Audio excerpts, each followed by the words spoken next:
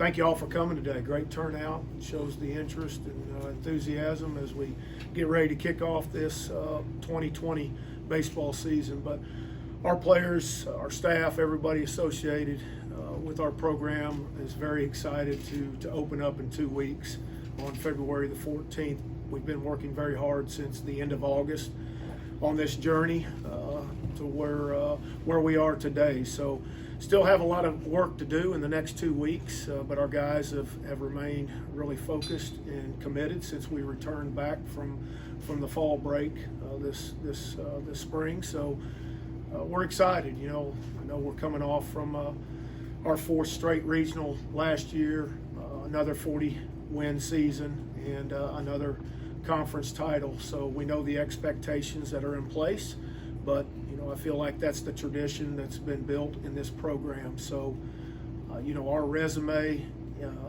contains everything that's been done to this point. It has nothing to do with what's ahead of us. It only shows the accomplishments in the past. So we're eager to get out there and make our own name this year with a new team and a new challenge and really a new job. So with that, I'll just open it up for any questions that everybody would have. Coach, what would you say about your bats? You know, they're still coming along. I think that's a work in progress. You know, to be honest with you, we're going to be a totally different offense than what you've seen the last 3 or 4 years. I feel like at this point, you know, the power numbers aren't there or returning like they have in years past. We have some really new faces there. We have some guys that return. You know, I think we hit 67 home runs last year. We lost 48 of those, so we returned 19 of them, with Guidry and Montenegro leading the way. Guidry with 8 and Montenegro with 6. So, you know, we're going to probably be a little bit different team in the fact that we're going to have to you know, manufacture some runs. You know, on-base percentage is going to be very crucial for us. You know, cutting out strikeouts is going to be crucial for us. Where in years past we could kind of live with the strikeout because we had the chance to blow the yard and make up for it. But, you know, we're going to have to be ultra competitive this year offensively. I think you're probably going to see a little bit more hitting and running. We're going to have to move runners and really get guys in scoring position and embrace the single more than actually the double and the home runs. I hope I'm wrong, but that's what I see at this point, and that's certainly what we're gearing our guys to really focus on and buy in. How do you feel your pitching is this year? Do you feel like that? I guess probably one of the better staffs you've had since you've been here. I do. You know, not only do we return, I think, 9 guys that have experience from last year, just shy of 300 innings we return on the mound. I think it's like 292 innings that return. We got guys with experience, but I really like some of these newcomers, both traditional guys, freshman guys, and junior college guys. For the most part, I feel like it's probably the most depth that we've had in a staff. It's not a vanilla staff, and though in that everybody looks the same, we have some different options and some different looks that we can go to throughout the game. So been very, very pleased with the progress of our staff, Coach Oz, and the work that he does day in, day out, coupled with our strength coaches, getting these guys to really perform on that field up to this point. You know who your Friday night guy is right now? I really don't, you know, and of course I think I have an idea, but I'll be honest with you, with 2 weeks left and a team that's just not a lot of returners, there's still a lot of competition going on, in all honesty, and there needs to be, and I want those guys to understand that. So there's certain areas on the field that if we were to start today, you know, I don't feel like somebody's won that position quite yet. Hopefully in the next 2 weeks, we'll have that decision made. We better. You know, we've only inter-squatted 3 times. We'll inter-squat again today at 3:30, then on Saturday at 11:30 tomorrow morning, and then again on Monday at 3:30. So as we continue through this, we'll continue to evaluate more on live at bats, live pitching, guys seeing live hitters. So I think that's going to be important in trying to figure out exactly this lineup. You always like to have a lefty in your starting 3, you know, your weekend. You have the guy this year you're setting up, you think? you could fit in? You know, there? you got three options, I think, and I'm not sure how we're going to use them.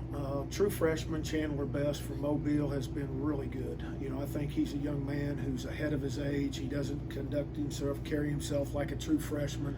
He's got very good game presence, mound presence, what we've seen so far. Now, these have all been scrimmages when there's not been a whole lot of people there. You know, the game changes a little bit when all of a sudden you got 3,000, 4,000 people in there. The adrenaline starts kicking in. The game has a tendency to speed up. That's where we've been trying to work hard on slowing the game down and trying to teach these guys how to control their emotions and really block everything out and focus on what they're doing. But Chandler seems like he's a guy that's capable of do that earlier than what you normally see as a freshman. Ryan Ock, who will return. You know, last year he only had 12 innings. Unfortunately, we had to shut him down. He had a surgery this summer. He's fully healthy again. You know, he certainly gives us a starting option, in all honesty. But do we want to take him out of the back end of the game? I don't know. Those are decisions that we'll find out with time. It may be during the season we find them out as well. So, but they do give us good options. Josh Lewis was a guy that gave us a shot in the arm last year against LSU in the last game.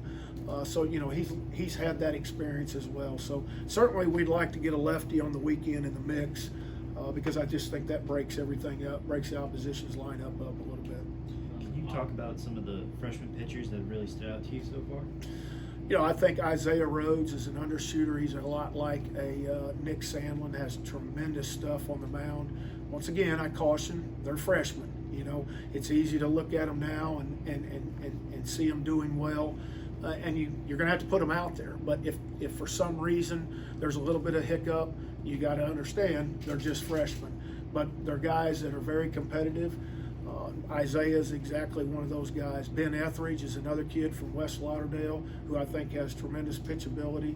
Matt Adams, another one from Houston, Texas, has looked very good as well. So, and I mentioned Chandler Best in there. So those freshmen, Blake Wehunt is really starting to come on. You know, in the fall he looked like a true freshman, but he's really turned the corner. Oz has done an outstanding job with him. The other day he probably had his best outing since he's been here, dating back to August. So big, strong right-hander out of Georgia. So very pleased with how the freshmen have responded and come in and developed.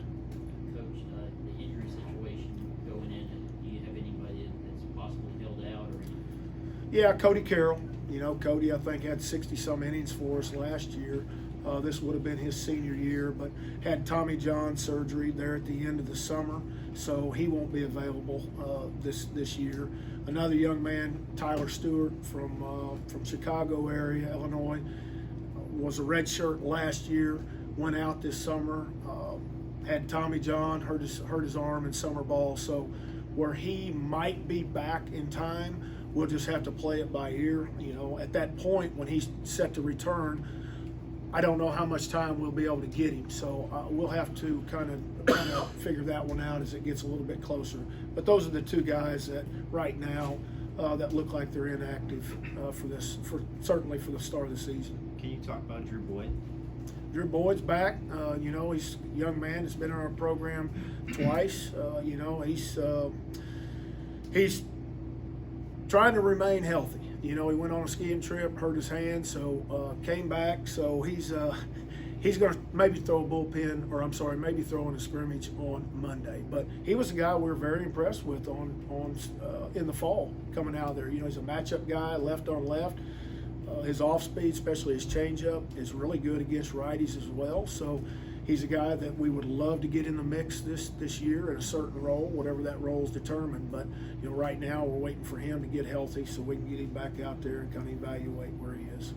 Coach, just a little bit about Fisher Dorrance. Did you get a chance to play last year? What were you like?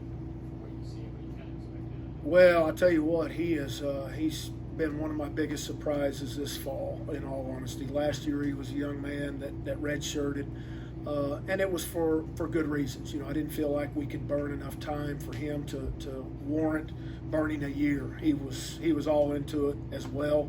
The game seemed a little bit fast for him last year, but the year behind him now, a year of being able to sit there in game days and watch and learn the game of baseball instead of just physically play it, and then going out there on off days or days that we weren't playing and be able to get the reps, learning what he took from a live game situation, watch us play, has really helped him.